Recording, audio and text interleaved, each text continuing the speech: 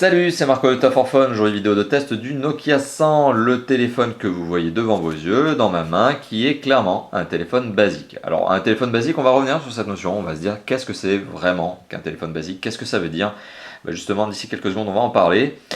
C'est un téléphone qui est aussi un entrée de gamme. Là-dessus, on ne peut pas dire les choses différemment, et c'est même un téléphone low cost, puisqu'il vaut moins de 20 € en juillet 2013. Donc ça, c'est son prix. Alors le Nokia 100, c'est clairement le type de téléphone qui a fait le succès de Nokia il y a quelques années. Alors rappelons-nous, il y a quelques années, Nokia était le premier constructeur mondial en volume et en valeur. Comment? Eh bien, à coup de téléphone de ce type-là. C'est à savoir que Nokia était donc un constructeur qui était très très puissant sur le marché mondial avec des téléphones entrée de gamme, qui malheureusement a ensuite assez mal pris, assez mal négocié le virage du smartphone, en laissant le champ libre notamment à pas mal de concurrents pendant pas mal de temps. Et puis aujourd'hui, vous le savez, Nokia essaie de se rattraper un peu, de revenir sur le marché avec du smartphone tel que les fameux Nokia Lumia, qui sont des smartphones sous Windows Phone. Alors là, pour le coup, effectivement, on revient un peu aux sources, on est un peu sur le back to basics en anglais, le retour aux sources, effectivement, avec ce Nokia 100 qui n'est pas sans me rappeler des téléphones qui encore étaient le Nokia 1616 il n'y a pas très très longtemps, ou encore plus ancien, le Nokia 3310, 3210, etc. Donc on est vraiment sur le genre de téléphone simple, voilà, basique. On va revenir sur cette notion de basique, qu'est-ce que ça veut dire, et pas cher, moins de 20 € aujourd'hui sur le web en mobile nu. Alors, quand je dis basique, qu'est-ce que ça veut dire? Ça veut tout simplement dire que ce téléphone est loin d'être un smartphone, c'est clair, vous le voyez. On n'a pas d'écran tactile, on a un écran qui ici fait 1,8 pouces, on a un design très sobre, très simple. Bon, certes, il y a peut-être un petit peu de travail stylistique par les ingénieurs, ou en tout cas le centre de design de Nokia, ok, mais bon, ça ne suffit pas à vraiment égayer le design du téléphone et à le rendre attirant, attachant. C'est pas ça qui va rendre ce téléphone, on va dire, beau. C'est juste un téléphone basique. Voilà, ils ont juste fait un effet de style en biseautant le cache batterie et la coque principale du téléphone. Bon, ok. Alors qu'avant on avait un phénomène à plat, donc là on a un biseau, mais c'est pas ça qui va rajouter vraiment à l'agrément du téléphone, ça c'est sûr, mais surtout à votre envie de l'acheter. C'est pas le téléphone qui donne envie, c'est un téléphone raisonnable.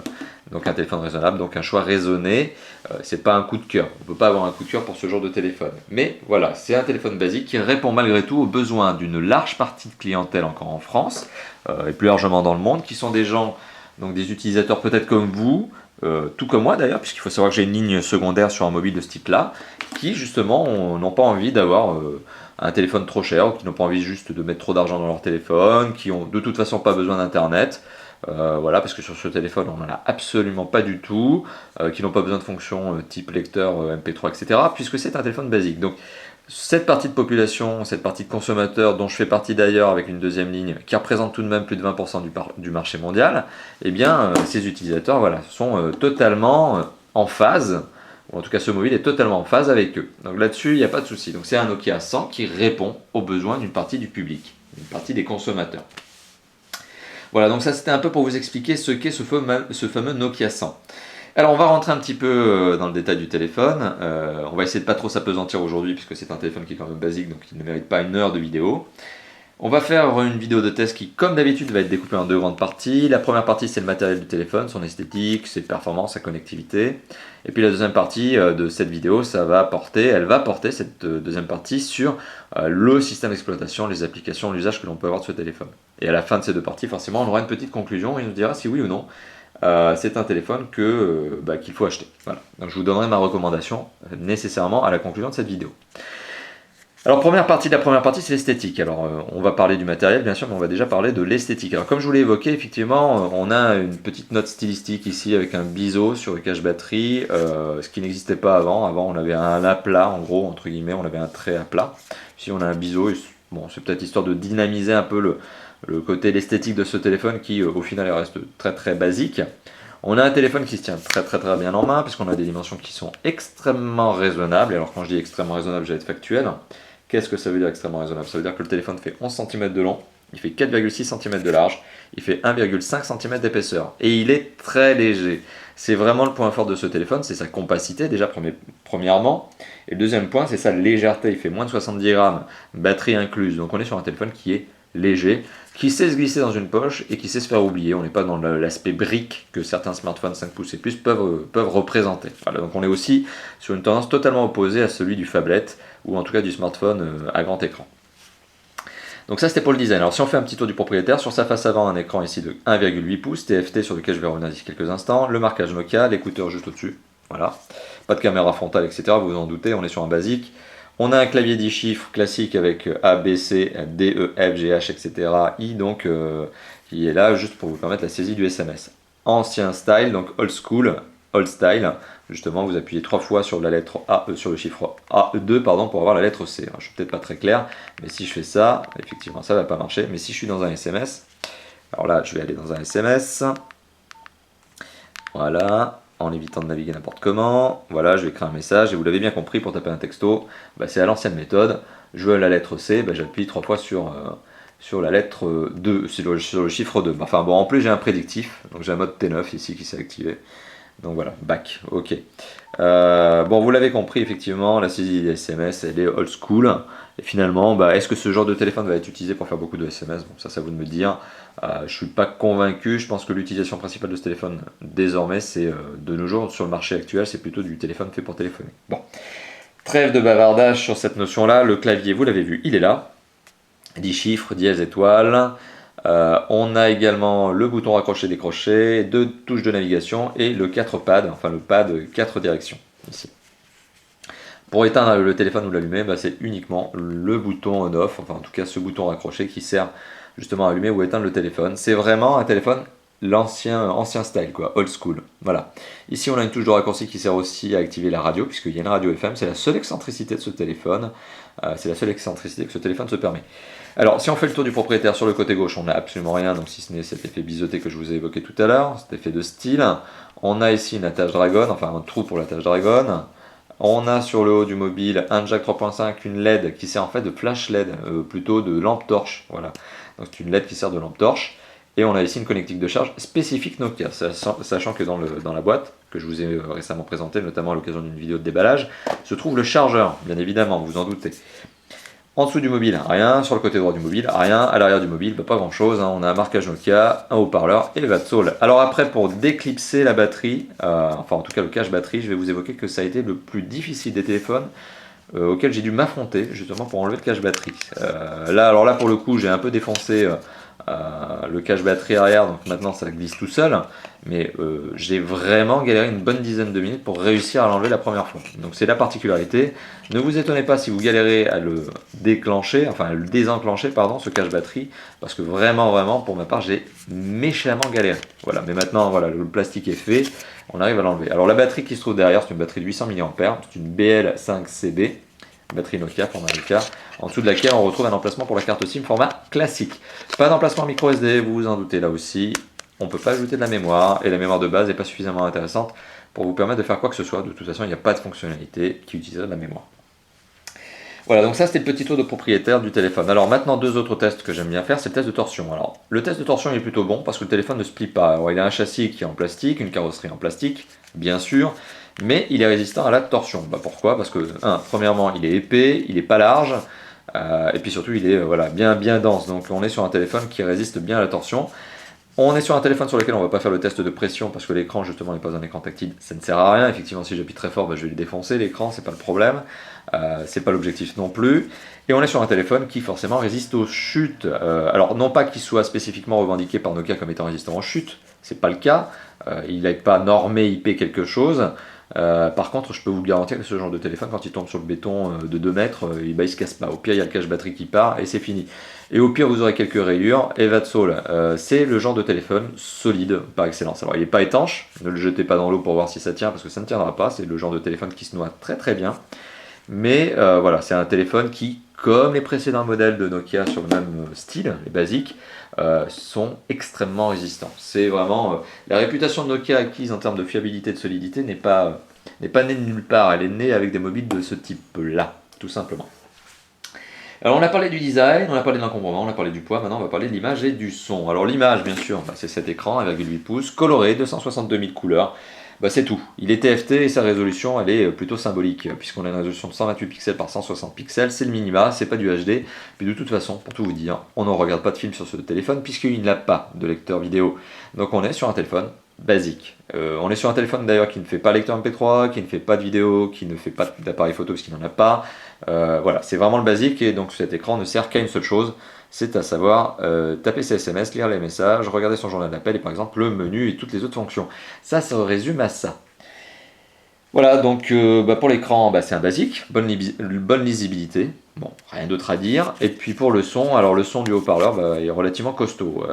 Donc voilà, on n'a pas trop de problème là-dessus, l'écouteur est de bonne qualité, le jack 3.5 qui est aussi utilisé pour la radio FM ne déforme pas le son, donc on est sur un gros basique, un gros normal, quoi. Rien à signaler de ce côté-là, c'est du classique, pas de mauvaise note.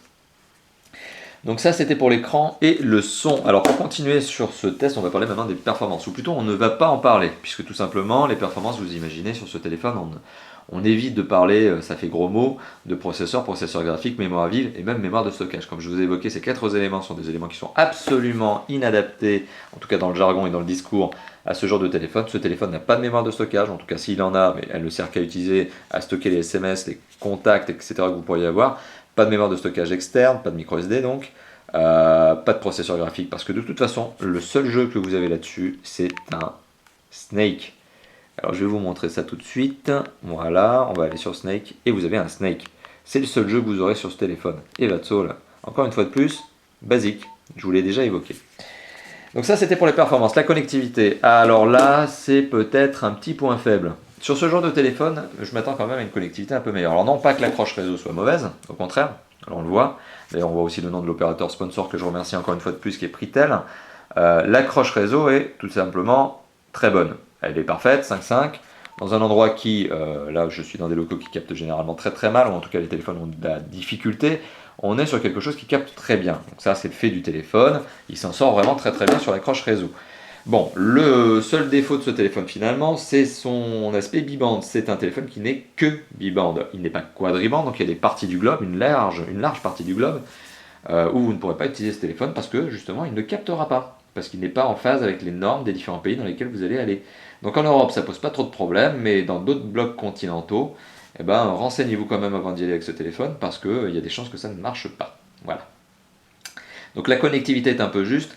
Les seuls bons points finalement sur cette notion de connectivité, c'est l'accroche réseau comme je vous l'évoquais, c'est le jack 3.5 au-dessus qui permet de brancher un kit piéton, qui est fourni avec le téléphone, et puis c'est la radio FM. Alors la radio FM, elle nécessite quand même qu'on branche le kit piéton, je vous le montre, voilà, qui sert justement d'antenne, mais on a bien une radio FM, donc c'est encore un petit plus sur ce téléphone. D'ailleurs c'est la seule excentricité, le seul aspect ludique du Nokia 100. Alors le système d'exploitation, là je finis donc la partie matérielle, j'en arrive donc à la partie logicielle. Le système d'exploitation, c'est du 100% propriétaire. Alors Nokia, les entrées de gamme, les basiques, ça connaît. Nokia connaît, ça fait des années qu'ils en produisent, et ça je vous l'ai déjà évoqué, donc le système d'exploitation correspond à des remontées clients qui ont eu lieu pendant des années, voire des dizaines. Enfin on en est en tout cas à plus de la dizaine. Donc c'est connu, c'est fiable, c'est bien testé, enfin voilà, Nokia sait faire son boulot, et même un menu basique sur un téléphone, on a parfois des mauvaises surprises, il y a encore peu, j'ai eu l'occasion de tester un téléphone basique qui avait un menu extrêmement mal fait et traduit. Là pour le coup, on est sur quelque chose de tout simple, donc et bien fait d'ailleurs. Alors on a une fonction message qui permet de gérer les SMS, une fonction contact qui permet de gérer ses contacts, une fonction journal d'appel, comme son nom l'indique, c'est le journal d'appel. Au moins c'est bien nommé. Une fonction paramètres qui permet tout simplement de voir les paramètres son, affichage des différents modes, l'heure, de régler l'heure du téléphone, des paramètres d'appel, paramètres du téléphone, etc. Paramètres de coût. Si vous aviez envie de gérer notamment un système de carte prépayée par exemple, en tout cas que le téléphone vous avertisse justement d'un solde restant, etc. On a aussi l'horloge qui vous permet de gérer l'horloge, les sonneries, etc. La radio FM que je vous ai montré il y a quelques instants, les rappels, bon. Voilà, alors il faut que je règle l'heure, ok. Voilà, et qui permet de tout simplement gérer des rappels. Je crois que ça va de soi. Donc des alertes, tout simplement. C'est une sorte de calendrier, ni plus ni moins. C'est pas une sorte, c'est un calendrier. C'est un agenda. C'est d'ailleurs écrit dessus. La fonction jeu avec le fameux Snake Xenzia. Voilà, je crois qu'on peut l'appeler comme ça. Xenzia, enfin bon. Vous m'avez compris, vous le lisez de toute façon, et avec cette fonction paramètres, son des jeux, je peux désactiver le son. Mais voilà, c'est aussi avec la radio FM la seule excentricité. Et enfin, les extras sont en fait des fonctions type calculatrice, convertisseur, frais. Bon, frais, ça vous permet en fait d'avoir une sorte de petit fichier de listing de vos frais, une sorte de note de frais. Compte à rebours, agenda, qu'on retrouve encore ici, chronomètre, torche, la fameuse torche. Eh bien, on va l'allumer. Voilà. Et c'est la fameuse torche que vous voyez ici. Alors une torche avec une LED, hein, c'est pas non plus une maglite, c'est pas ça qui va vous aveugler, mais bon, ça permet par exemple de retrouver la serrure de sa porte quand on est en pleine nuit et qu'on rentre tardivement et qu'on n'a pas envie de réveiller sa compagne ou son compagnon. Vous voyez peut-être de ce que je veux dire, après une soirée bien arrosée. Enfin, ça c'est vous qui voulez.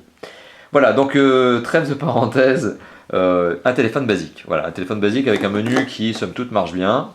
Fonctionnel, bien traduit, bien fait, pas de problème là-dessus. C'est loin de la mauvaise surprise que certains concurrents peuvent proposer à ces niveaux de prix. C'est pas parce qu'on a un téléphone qui vaut 20 € qu'on a forcément envie d'avoir un téléphone qui soit extrêmement pénible à utiliser, notamment en termes de menu. C'est absolument pas le cas. On est sur un téléphone qui est facile à mémoriser, dont les chemins de navigation sont faciles à mémoriser, dont l'utilisation elle-même est quasi intuitive. Enfin, même intuitive, on va dire ça comme ça. Donc voilà, dernière partie finalement de la partie logicielle, c'est l'usage que l'on peut avoir de ce téléphone. Alors vous l'aurez compris, ce genre de téléphone, enfin en tout cas moi je le vois assez mal destiné à des professionnels. Le marché du professionnel, notamment en France aujourd'hui, est plutôt destiné à du smartphone. Aujourd'hui on sait que les professionnels qui prennent généralement des forfaits flotte ou forfaits entreprise peuvent se faire, on va dire, approvisionner en smartphone moyen de gamme et haut de gamme. Donc en général quand on prend un forfait pro, eh bien on a un smartphone qui va bien avec. Donc ce ne sont pas vraiment les professionnels qui vont s'approvisionner avec ce genre de téléphone. J'imagine très très mal une flotte d'entreprises créée, constituée avec ce genre de mobile. Par contre, c'est le genre de téléphone qui correspond parfaitement à un usage basique, personnel, de particulier, tel que je vous l'évoquais tout à l'heure, puisque encore 20% des clients au monde utilisent ce genre de téléphone. C'est à savoir donc des téléphones basiques, entrée de gamme, simple à utiliser, avec 2-3 petites fonctions mignonnettes, mais voilà, c'est bien ça. Ça répond forcément à cette large partie encore de la population qui a envie de ce genre de téléphone, ou qui plus largement n'a pas envie de mettre trop d'argent, ou qui n'en a pas les moyens de toute façon. Donc voilà, on est sur un téléphone qui est plutôt à usage perso, qui est absolument pas un téléphone ludique, mis à part un jeu et une radio FM. C'est pas ça qui va vous rendre ce téléphone agréable. Ce qui rend ce téléphone agréable, c'est la capacité à être appelé, ce de bonne manière, avec une bonne accroche réseau. C'est un vrai téléphone fait pour téléphoner. C'est ni plus ni moins que ça. C'est un téléphone qui téléphone, point. Ne cherchez pas à faire autre chose avec celui-là. Ça n'est fait que pour ça. C'est un basique. Encore une fois de plus, c'est la 100e fois que je l'indique dans cette vidéo. Alors, deux autres points que j'aimerais aborder avec vous avant d'arriver à la conclusion de cette vidéo. Alors, le premier point, c'est l'autonomie. Donc, on l'imagine sur ce genre de téléphone, une batterie de 800 mAh, téléphone qui est absolument pas énergivore, qui ne consomme que lorsque vous émettez ou recevez des appels. Bon, ce sont des journées entières de veille, ça se compte même en semaines. Donc, c'est le genre de téléphone que vous pouvez très bien oublier sur un coin de meuble et retrouver 2 semaines après encore actif, avec une batterie qui tient encore le coup. Donc voilà, donc c'est absolument pas un problème, l'autonomie est même un bon point sur ce téléphone. Le DAS, c'est généralement la deuxième partie justement de mes points divers, en tout cas avant d'arriver à la conclusion, c'est le dernier point que j'évoque. Le DAS est plutôt élevé. On est sur un DAS qui fait 1,28 watts par kilo, on fait clairement partie avec ce Nokia 100 des mauvais élèves. C'est clairement parmi la tranche haute des téléphones, smartphones ou basiques, tout confondu. En 2013, on est clairement dans le haut du panier. Alors récemment j'ai eu l'occasion de tester un autre mobile qui était encore plus calamiteux que celui-là et qui d'ailleurs pour le coup a été mon plus mauvais mobile en termes de DAS jamais testé. C'était notamment, je vais citer le Thomson TH1035M dont vous retrouverez d'ailleurs la vidéo de test sur la chaîne YouTube, y compris avec donc cette fameuse vidéo que vous êtes en train de voir. Le fameux Thomson TH1035M, donc pour être factuel, est le plus mauvais DAS que j'ai jamais eu l'occasion de voir avec 1,935 watts par kilo. Sachant que la norme à ne pas dépasser en Europe, c'est 2. C'est 2 watts par kilo. Là, on est à 1,2. On est clairement dans la tranche haute. On est parmi les mauvais élèves. On n'est pas non plus dans le résultat le plus catastrophique qui soit. C'est un téléphone qui émet des ondes. Donc sachez que c'est un téléphone que je vous déconseille par principe de précaution. Enfin, c'est les autorités européennes qui vous déconseillent d'avoir un téléphone rivé sur l'oreille quand il a un gros DAS. Voilà, donc utilisez un kit oreillette au mieux et au pire, justement, au mieux, essayez de ne pas trop appeler avec ce téléphone, en tout cas pas de manière prolongée. Sachant que, comme je vous l'évoquais, le fameux TH1035M que je vous ai indiqué il y a quelques instants est encore pire. Et lui, pour le coup, c'est une véritable catastrophe. Donc on est sur un Nokia 100 qui reste doté d'un DAS élevé. Bon, c'est comme ça. De toute façon, on est sur un basique et 1,2, ça reste dans le haut des mauvais élèves. Bon, ok. On va pas enfoncer le clou plus que ça parce qu'il y a pire encore, comme je vous l'évoque. Alors, c'était le dernier point avant d'arriver à la conclusion de cette vidéo. Alors, une vidéo qui dure déjà depuis près de 20 minutes sur un basique, c'est pas mal. Alors, en conclusion de cette vidéo, qu'est-ce que je peux vous dire? Alors, c'est un téléphone basique. Ça, vous l'avez compris, ça doit être la 150e fois que je vous le dis. Basique, entrée de gamme, donc simple d'utilisation, avec un menu qui lui aussi est tout aussi simple, qui possède quelques fonctionnalités avancées, alors je dis avancées avec des guillemets, qui sont notamment une lampe torche, une radio FM et un jeu. C'est tout. Et ça s'arrête là. Et donc c'est un téléphone qui est fait pour téléphoner. C'est un téléphone pas cher, c'est un téléphone solide, c'est un téléphone avec une bonne autonomie. Donc globalement, c'est un téléphone qui répond à tous les besoins de ce type de téléphone, en tout cas de ce que l'on peut attendre de ce type de téléphone. Donc oui, un bon téléphone sur lequel je n'ai finalement qu'un seul regret, c'est son bibande. J'aurais aimé avoir un Nokia 100 quadribande. Donc je suis un peu déçu là-dessus, effectivement. Charge à vous donc lorsque vous voyagez dans le monde de vérifier que le pays dans lequel vous allez soit effectivement doté d'une des deux normes qui est gérée par ce téléphone, à savoir le 900 et le 1800 MHz. Donc à vous d'être vigilant sur cette notion. C'est tout. Voilà, soyez vigilants lors de vos déplacements, lors de vos voyages, si vous embarquez avec vous ce genre de téléphone.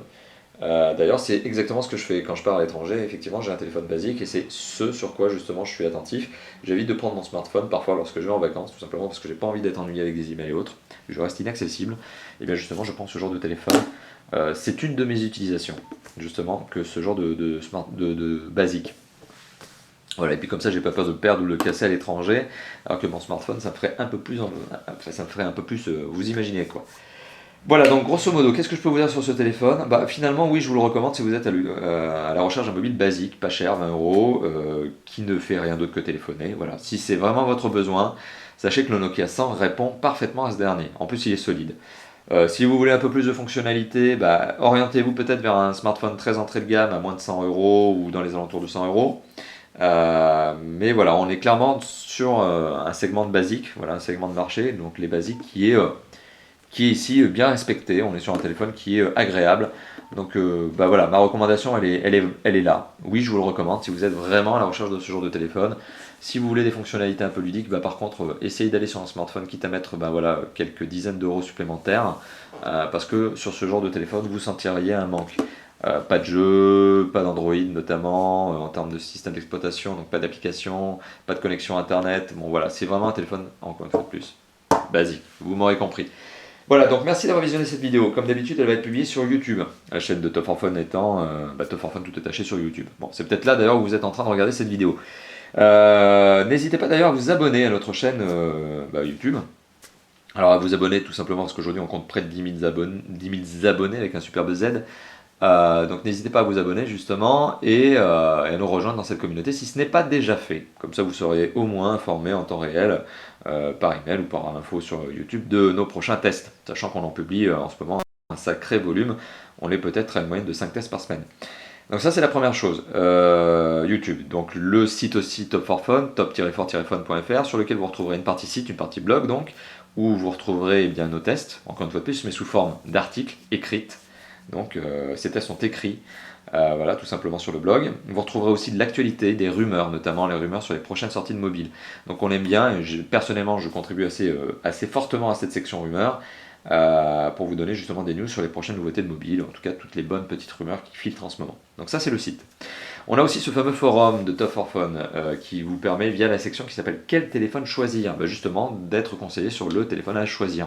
Donc si jamais vous aviez des questions, n'hésitez pas à les poser là-bas. Ne les posez pas sur la chaîne YouTube justement parce qu'on n'y répond plus, on répond justement sur le forum. Et c'est même un point positif pour vous parce que sur le forum en fait il faut se le dire, on a une communauté de lecteurs et de contributeurs que je remercie encore qui sont très réactifs et qui répondent en général à vos questions en moins d'1 heure. Le tout est d'être poli avec eux et notamment de les remercier une fois qu'ils vous ont donné leurs réponses à vos questions. Et enfin, dernière chose, Facebook et Twitter. Alors Facebook et Twitter me servent pour deux petites choses. Alors c'est notamment les supports que j'utilise perso pour deux choses. Pour vous donner les flash news sur la baisse d'un prix par exemple de mobile, pour vous donner l'info sur la mise en place d'un mobile au sein d'un catalogue d'opérateurs, Mais aussi, je me sers de Facebook pour vous donner mon planning de test, puisque c'est sur Facebook que je vous dis quels sont les prochains mobiles que je vais tester. Et donc ça vous donne une petite visibilité sur ce que je suis en train de faire et ce que je vais faire prochainement. Alors voilà, n'hésitez pas aussi à me proposer des tests de mobiles à faire, hein, parce que vous avez aussi toute l'attitude pour me dire que par exemple il y a tel mobile ou tel autre mobile qui vous intéresse et que vous aimeriez voir tester si ce n'a pas déjà été le cas. Donc n'hésitez pas à me faire vos propositions aussi, sachant que, quoi qu'il en soit, malgré tout, à titre perso, vous l'aurez compris, je suis largement sous l'eau. Donc, mais malgré tout, voilà, comme je vous le disais, n'hésitez pas à poster justement, poster vos commentaires et surtout à me dire quels sont les mobiles que vous aimeriez que je teste. Ça, c'est sur Facebook. Voilà, merci d'avoir visionné cette vidéo, une vidéo un peu longue hein, sur un téléphone entrée de gamme low cost, mais qui méritait justement qu'on s'y attarde un peu parce que c'est finalement l'ADN de base, c'est vraiment les valeurs fondamentales de Nokia et ça m'intéressait justement de vous proposer, c'était intéressant selon moi, de vous proposer un petit flashback finalement sur ce genre de mobile. Voilà, merci d'avoir visionné cette vidéo, à bientôt, ciao ciao.